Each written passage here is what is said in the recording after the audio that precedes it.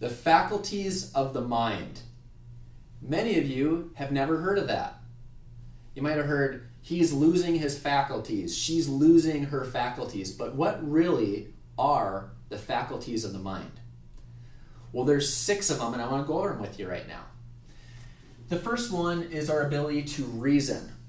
That's one thing that separates us from the animals, is our ability to think, our ability to take opposing viewpoints, decide on something kind of in the middle, see down the future, come up with a plan A, plan B, C, and figure out the different consequences of those actions into the future. Our ability to reason.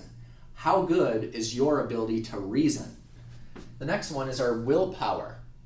After we decide on something, how good are you at actually keeping that vision in your mind until it comes to pass?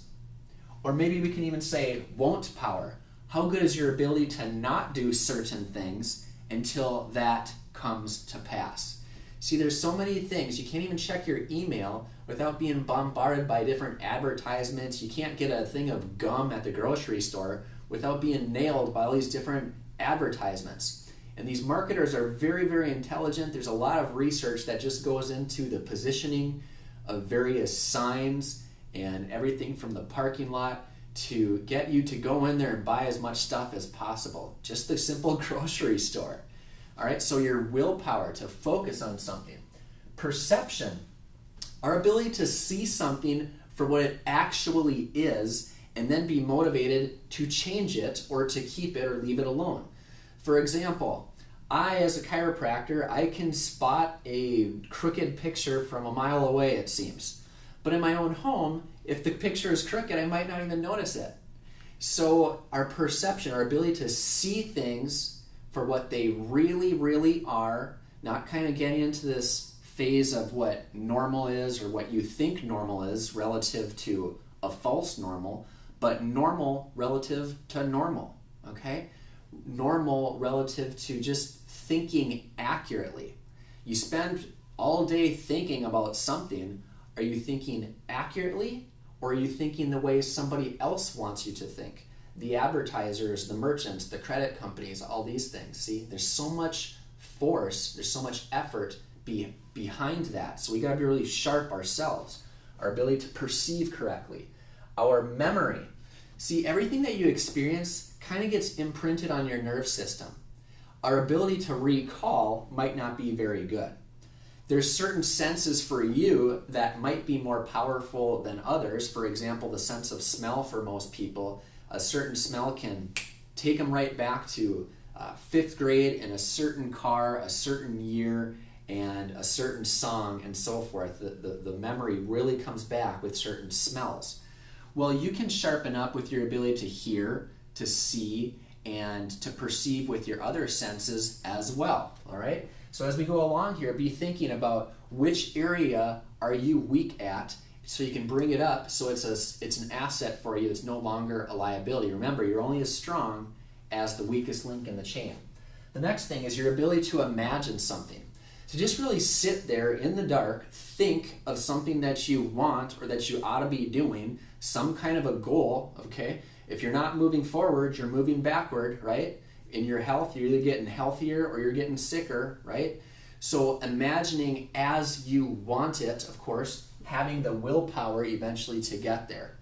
Now, we got to be careful at this, and this might be something that I know I need to continue to develop, because when we're in school, what do they call imagination? They call it daydreaming. Get back to work on your assignment, right?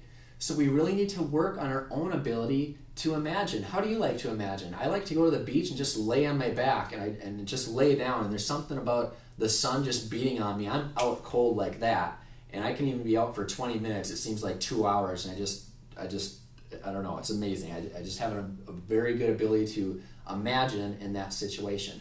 What is it for you? The next one is your intuition. All right, so I said I'm kind of a good pretender or imaginer maybe. I'm certainly not very good at intuition sometimes.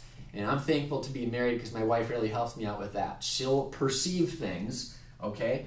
And she won't even really know why sometimes. She just has a certain feeling about things, and she says, hey, why did you do that? Or why didn't you do that? And I just think about it for a second. It's like, I don't know. Maybe I'll try that. And it's really helpful to have a good sense of intuition to sort of navigate through life, because what we see isn't always the reality. Isn't that true? And life is fast, and we have to make split decisions. We have to be judgmental to a certain degree. Now, what does this have to do with chiropractic? Well, just this. You are a spiritual being, right?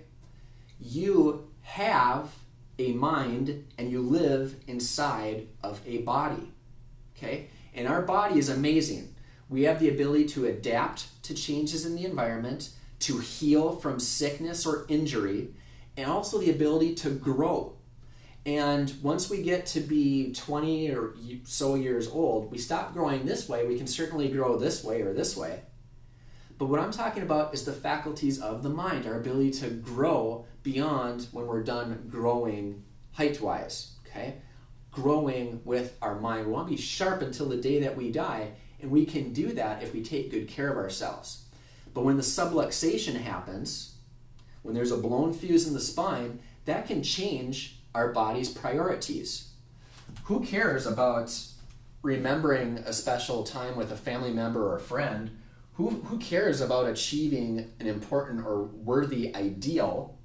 Who cares? I mean, how can I even imagine something if there's so much miscommunication between my brain and the rest of my body? If I'm in so much pain, how can I have any sense of intuition other than I want to take an aspirin or something because I have all this pain, right?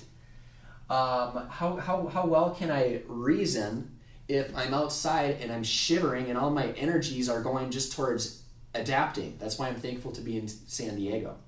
All right? So chiropractic, you're smart to be a patient here because you are doing what it takes to make sure that your body is adapting and healing at its best so that you can grow this way as best as possible.